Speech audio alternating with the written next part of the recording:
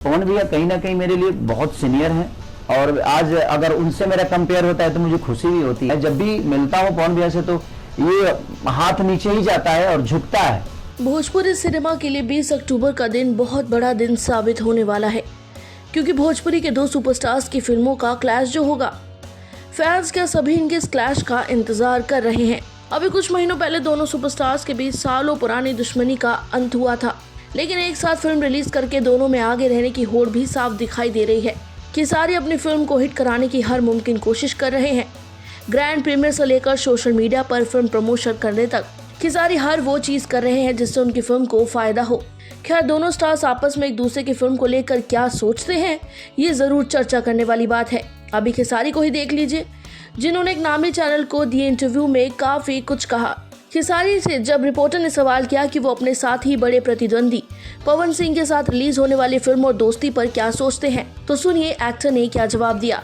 Real life में पवन सिंह जी मेरे बड़े भाई हैं और रहेंगे। मैं हमेशा उनका छोटा रहा हूँ और आजीवन रहूंगा। हम दोनों के जो रिश्ते हैं एक दूसरे से रियल लाइफ में एक दूसरे से रहेंगे।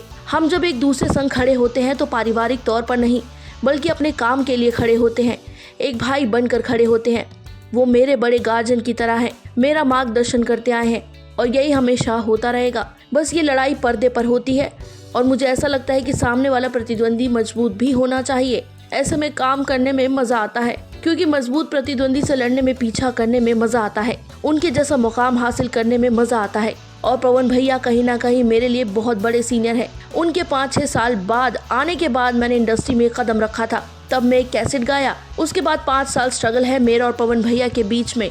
अगर आज उनसे मेरी बराबरी होती है तो खुशी होती है, क्योंकि वो मेरे सीनियर हैं। आज अपने सीनियर के ही आशीर्वाद से मैं यहाँ तक पहुँचा हूँ, चाहे वो दिनेश भैया हो, मनोज भैया हो, रवि भैया हो या फिर पवन भैया हो। इन्हीं लोगों के आशीर्वाद से आज मैं इनके सामने खड़ा हूँ, तो ये मेरे लिए बहुत बड़ी उपलब्धि है।